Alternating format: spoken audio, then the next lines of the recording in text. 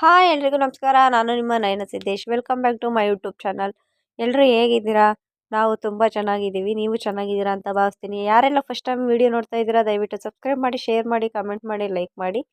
ಇವತ್ತು ಸ್ಪೆಷಲ್ ಏನಪ್ಪ ಅಂದರೆ ಮುದ್ದೆ ಜೊತೆಗೆ ಸಾಂಬಾರು ಮಾಡೋಣ ಅಂತ ಹೇಳ್ಬಿಟ್ಟು ಬಟಾಣಿ ಸಾಂಬಾರು ಮಾಡ್ತಾಯಿದ್ದೀನಿ. ಸೊ ಹಂಗಾಗಿ ನಿಮಗೆ ತೋರಿಸೋಣ ಅಂತ ಹೇಳಿ ಬಂದಿದ್ದೀನಿ. ಇವಾಗ ಮೊದಲಿಗೆ ಒಂದು ಮಿಕ್ಸಿ ಜಾರಿಗೆ ನಾನು ಟೊಮೊಟೊ ಹಾಕ್ತಾಯಿದ್ದೀನಿ.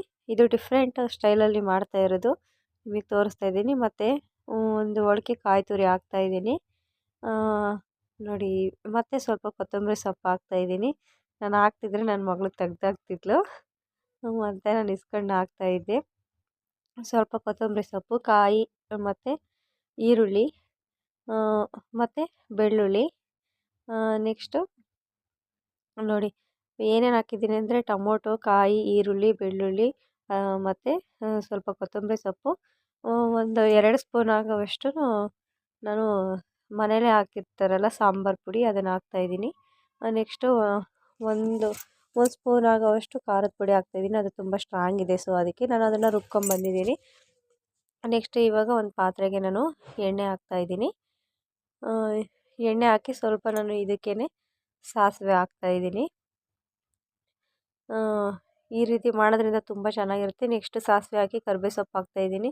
ನೋಡಿ, ಇದು ಫ್ರೈ ಆಗಿದೆ. ಈಗ ಇದಕ್ಕೆ ನಾನು ಈರುಳ್ಳಿ ಹಾಕ್ತಾಯಿದ್ದೀನಿ. ಇವಾಗ ಈರುಳ್ಳಿ ಹಾಕಿ ಇದು ಒಂದು 2 ನಿಮಿಷ ಫ್ರೈ ಆಗಬೇಕು.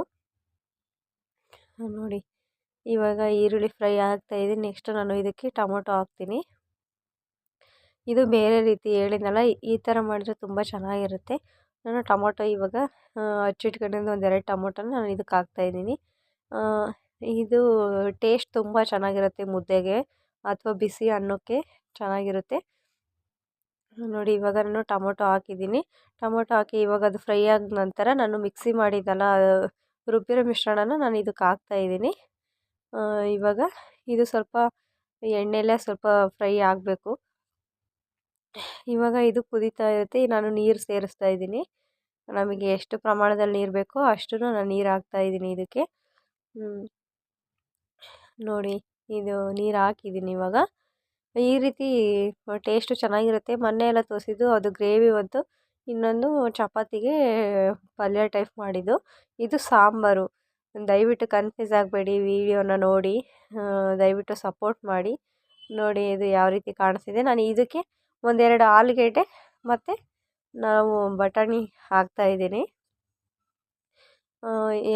ಇದಕ್ಕೆ ಬದನೆಕಾಯಿ ಹಾಕ್ತಾಯಿಲ್ಲ, ಆಲೂಗೆಡ್ಡೆ ಅಷ್ಟೇ ಹಾಕ್ತಾ ಇರೋದು. ಇವಾಗ ನಾನು ಬಟಾಣಿ ಹಾಕಿದ್ದೀನಿ. ನೋಡಿ, ಇದಕ್ಕೆ ಹಸಿ ಬಟಾಣಿ ಆದರೂ ಹಾಕ್ಬೋದು, ನೆನೆಸಿಟ್ಟಿರೋ ಬಟಾಣಿನಾದರೂ ಹಾಕ್ಬೋದು. ಇದು ಟೇಸ್ಟ್ ತುಂಬ ಚೆನ್ನಾಗಿರುತ್ತೆ. ನೋಡಿ, ನಾನು ನೀರಿಷ್ಟು ಹಾಕಿದ್ದೀನಿ. ಯಾಕೆ ಅಂದರೆ ಅದು ಬದನೆಕಾಯಿ ಅದು ಆಲೂಗೆಡ್ಡೆ ಮತ್ತು ಬಟಾಣಿ ಬೇಯಬೇಕಲ್ಲ, ಅದಕ್ಕೆ ಹಾಕಿದ್ದೀನಿ. ಇವಾಗ ಸ್ವಲ್ಪ ಉಪ್ಪು ಹಾಕ್ತಾಯಿದ್ದೀನಿ. ಅದಕ್ಕೆ ಉಪ್ಪು ಹಾಕಿ ಇವಾಗ ನೋಡಿ, ಇದು ನೀಟಾಗಿ ಎಲ್ಲ ಕುದ್ದು ಬೇಯೋವರೆಗೂ ಕಾಯಬೇಕು. ನೋಡಿ ಯಾವ ರೀತಿ ಆಗಿದೆ ಸಾಂಬಾರು ಅಂತ ಹೇಳಿ. ಫೈನಲಿ ತುಂಬ ಚೆನ್ನಾಗಿತ್ತು ಟೇಸ್ಟು. ನೀವು ಒಂದ್ಸಲ ಟ್ರೈ ಮಾಡಿ, ಹೇಗಿತ್ತು ಅಂತ ಕಮೆಂಟ್ ಮಾಡೋದನ್ನ ಮರಿಬೇಡಿ. ದಯವಿಟ್ಟು ಹೀಗೆ ಸಪೋರ್ಟ್ ಮಾಡಿ. ನೋಡಿ ಯಾವ ರೀತಿ ಕಾಣಿಸ್ತಿದೆ, ಬಟಾಣಿ ಎಲ್ಲ ಬೆಂದು ಮೇಲ್ಗಡೆ ಬಂದಿದೆ. ಅದು ತುಂಬ ಚೆನ್ನಾಗಿರುತ್ತೆ ಟೇಸ್ಟು. ನೋಡಿ ಯಾವ ರೀತಿ ಕುದೀತಾ ಇದೆ ಅಂತ. ಚೆನ್ನಾಗಿ ಎಲ್ಲ ಆಲೂಗೆಡ್ಡೆ ಮತ್ತು ಬಟಾಣಿ ಬೇಯಬೇಕು. ಬೆಂದಾದ ನಂತರ ನಾನು ಮುದ್ದೆ ಜೊತೆಗೆ ಸರ್ವ್ ಮಾಡ್ಕೊತಿದ್ದೆ. ತುಂಬ ಟೇಸ್ಟ್ ಚೆನ್ನಾಗಿತ್ತು. ನೋಡಿ, ಮುದ್ದೆ ಮತ್ತು ಬಟಾಣಿ ಸಾಂಬಾರು ಈ ರೀತಿ ಆಗಿತ್ತು ಫ್ರೆಂಡ್ಸ್. ನೋಡಿ ಯಾವ ರೀತಿ ಆಗಿದೆ. ನೆಕ್ಸ್ಟ್ ಯಾವುದಾದ್ರೂ ಲಾಗ್ಸ್ ಅಥವಾ ರೆಸಿಪಿ ಮುಖಾಂತರ ನಿಮ್ಮ ಮುಂದೆ ಬರ್ತೀನಿ. Bye bye, love you all, take care.